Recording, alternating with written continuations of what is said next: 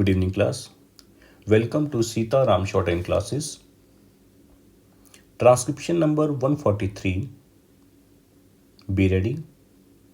5 seconds. Start.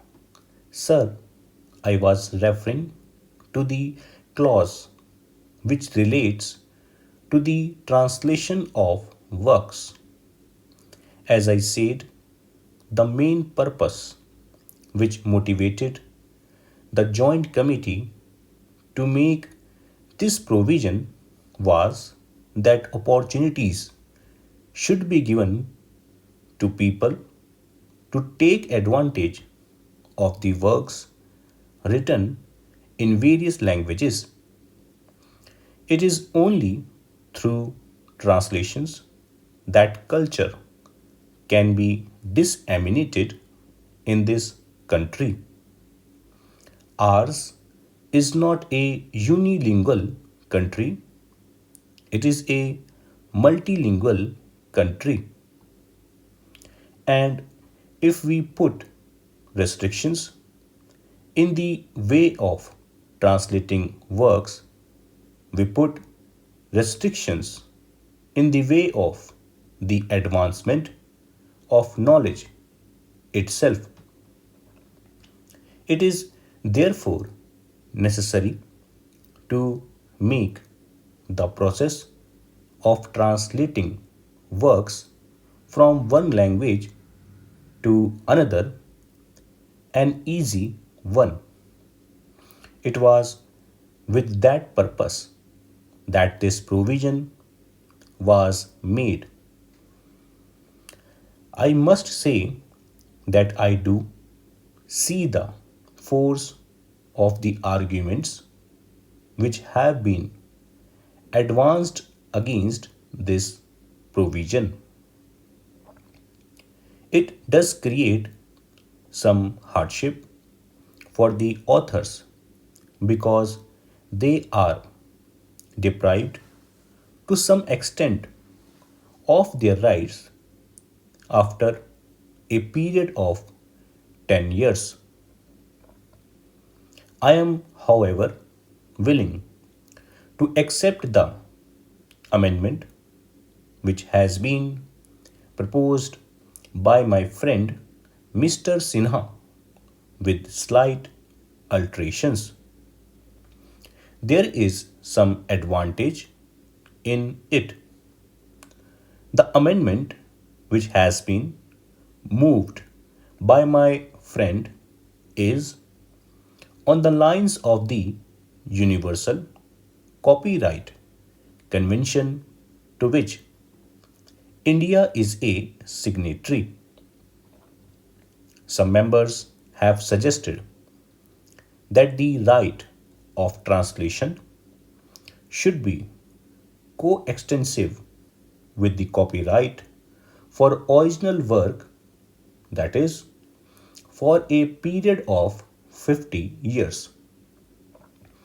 If we accept that suggestion, it would mean that it would not be possible for us to translate the works of foreign authors for a period of 50 years because they will enjoy the same privileges as our own authors enjoy in this country. Now we know that Indian languages and Indian literatures have to go a long way to enrich themselves. We have to produce not only original works in our own languages, but we have to translate many works from foreign languages. If we make this right of translation coextensive with copyright, it may mean that we shall not be able to translate the works of foreign authors, and I am quite sure that the House would not like to put the barrier in the path of intellectual advancement.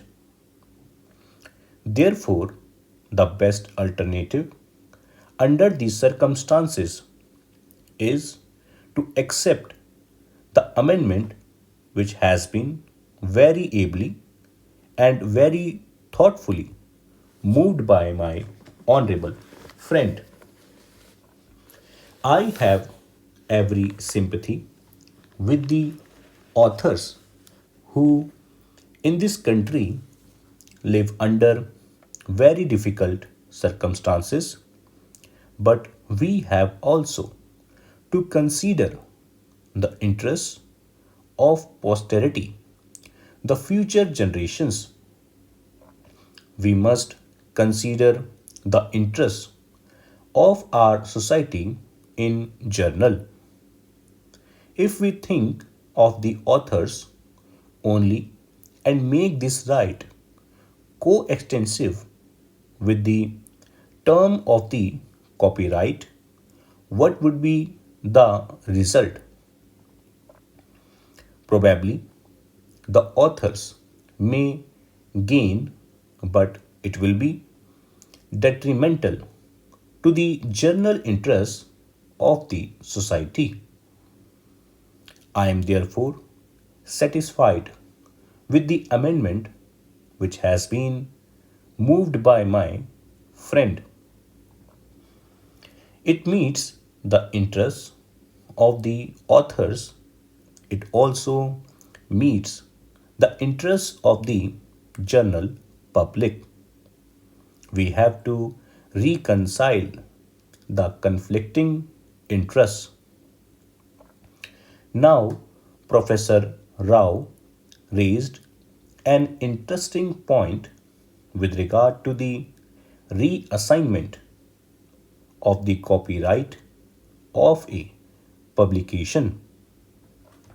It is quite true that in this country, authors, under very difficult circumstances, sometimes part with their works for practically nothing. They are being exploited by the publishers.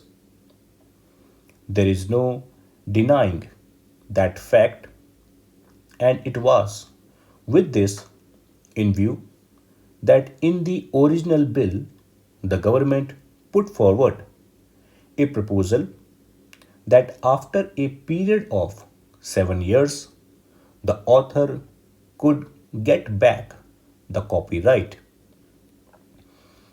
This question was very thoroughly examined in the joint committee, and there were representatives in it of the various interests, including the authors themselves. The committee felt that if this provision for the reassignment of the copyright to the author was accepted, it would work against the interests of the authors themselves. The argument was that the publisher in the earlier stages makes an investment. He spends some money on advertisement. When a book is published, in order to capture the market, the publisher has to spend some money for 2 or 3 years, and just when it becomes popular and brings him a good return, the author will come to him and say, "Look here, will you please return this book to me?" If the publisher is so uncertain about the future of the book, if the publisher is always uncertain about his publication, and if he knows that after a period of 7 years he is not going to get any return on the investment he has made, do you think that any publisher would ever take any interest in pushing that book in the market? After all, business is business and publishing is a business, and we should not ignore this hard reality. As I said, I have my full sympathies with the authors, but at the same time, we must remember that without the help of the publishers, the interests of authors will not be promoted.